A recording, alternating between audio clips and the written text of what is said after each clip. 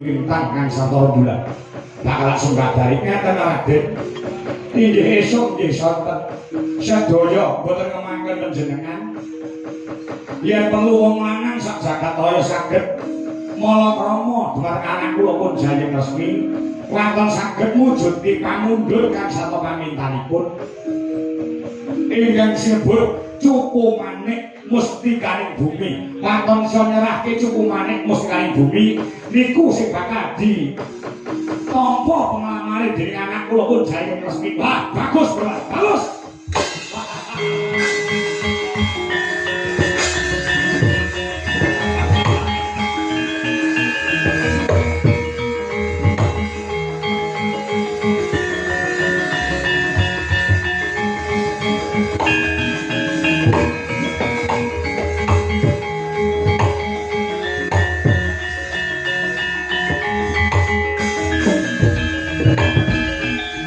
Kala Pandhawa ya gumulung manung siling sata Kurawa Kambah Gangesa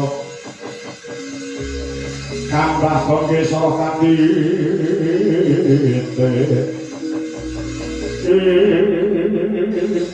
sing dicaluk Cupu Manik Mustikaning Bumi niku sing ngucap anak kula pun Jayeng Resmi kula yang boten mudeng kula yang boten ngerti Cupu Manik Mustikaning Bumi menika wujude kaya napa sing duwe sapa anakmu calon bojoku.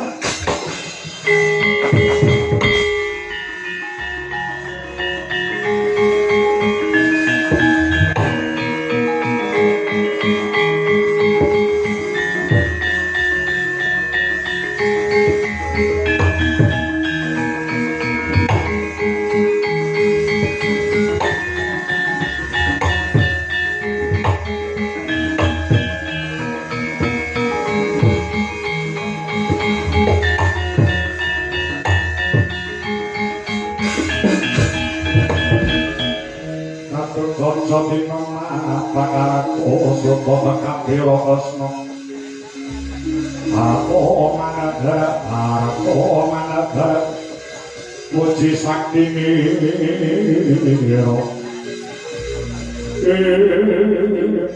Rembat pripun den sampeyan ngerti Cupu Manik Mustikaning Bumi sing duwe sapa ngono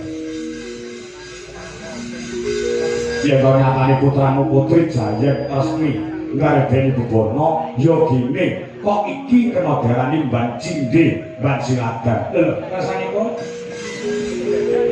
Cupu Manik Mustikaning Bumi kuwi sing duwe sapa kowe ngerti ora mboten nek kowe ora ngerti tak wenehi weruh penemban sing duwe Cupu Manik Mustikaning Bumi kuwi Bathari Pertiwi. Bathari Pertiwi menika sinten? Ibune Kakang Buma Nrakasura. Inggih menika ora burung sing kasil Kakang Buma sing gagal wisanggeni. Mergo sing duwe Cupu Manik Mustikaning Bumi ya mung Bathari Pertiwi. Inggih kok.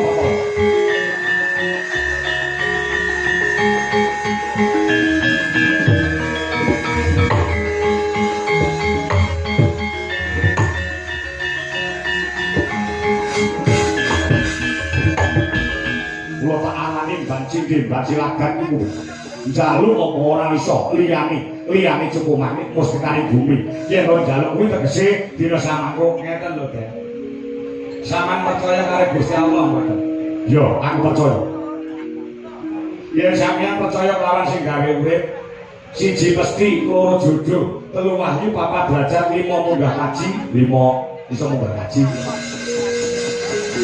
tegese jodhone manungsa menika sing ngatur sinten sing ngatur sing kuwasa nek pancen niku jodhone adik sampeyan Bambang misanggeni ora bakal kurang dalan misanggeni entuk Cupu Manik Mustikaning Bumi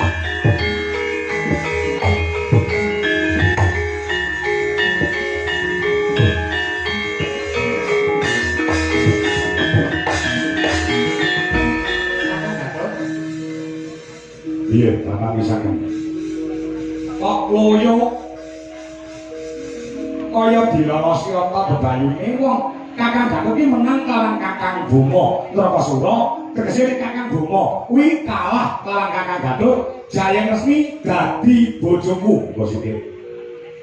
Aja kesusu lekmu bungah, aja kesusu lekmu seneng. Lho, lah sebabe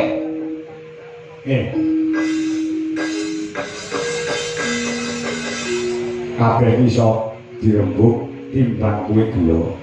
Maksude aja banget-banget nek mung ngarepke kelawan Jayeng Resmi. Sebabe kok bakal gagal. Mula dina samangko pomo kowe manut karo aku, lalekno Jayeng Resmi, pomo kowe tak golekne prawan ngrancang kene ngono. Sik ta?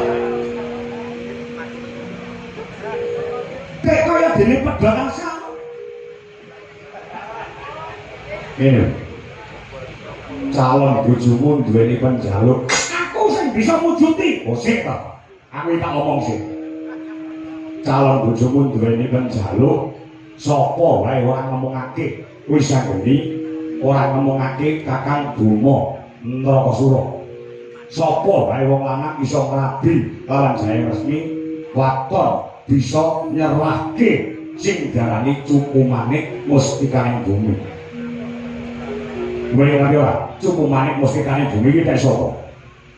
Dewa Betari Pertiwi kayangane Eka Pertala mapane ana jroning bumi. Yen ngono ora mung kimu gandeng Cupu Manik Mustikaning Bumi iki darbeke ibune Kakang Bima, ora mung diwehne Kakang Bima, ora mungkin kok diwehne wis anggone.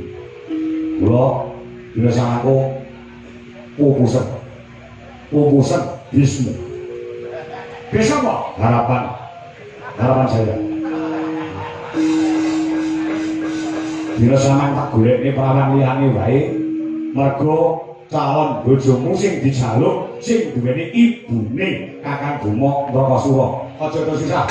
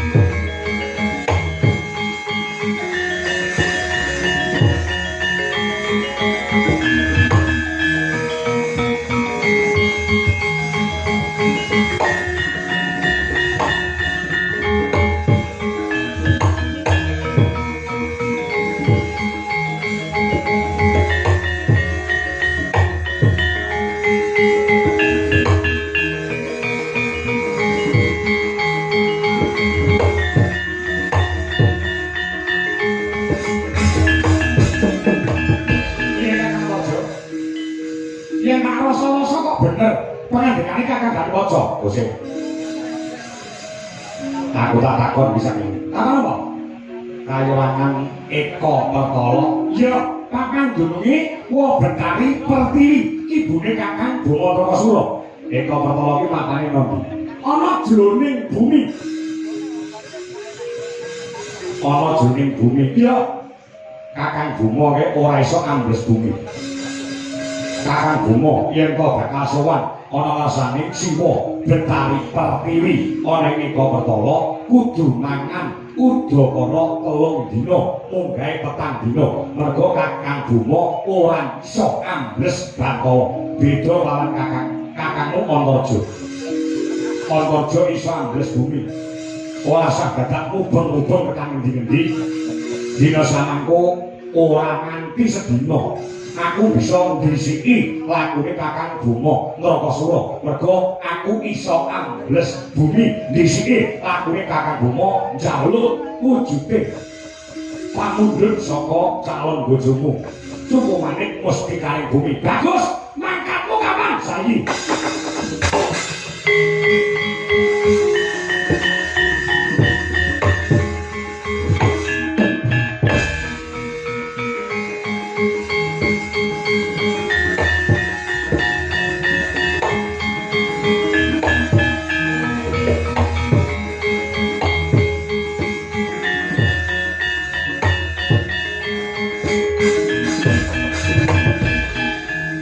Yeah. Ya. Wah. Aku kok ora gagas yen to duweni kakang iso ambles bumi. Lah ya. Kakang bomo bakal kewirangan. Ning aja gumendhek kumalungkung. Kabeh mau dibudidaya ngancik mangsa kasana iki. Aja mung nek pengin duwe bojo ayu, aja mung enak-enak. Ndedonga makurbaning Gusti Kang Maha Kawasa, muga-muga lakune Kakang Antarja entuk gawe.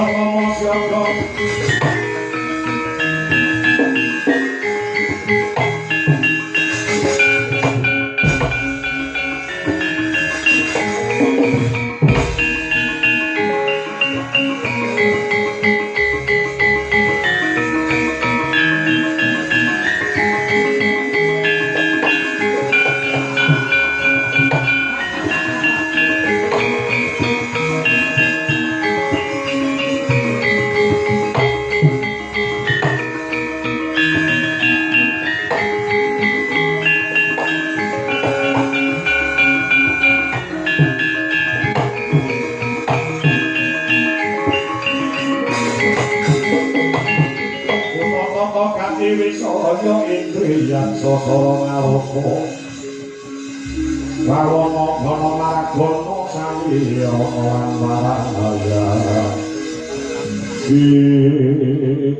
Kang Cakara wonten gawe kami padat mulus dalanku nggon bakal ngabi dalan Jaya Asri lelipun kados pundi dina samengko calon bojoku jaluk cukumane musikaning bumi.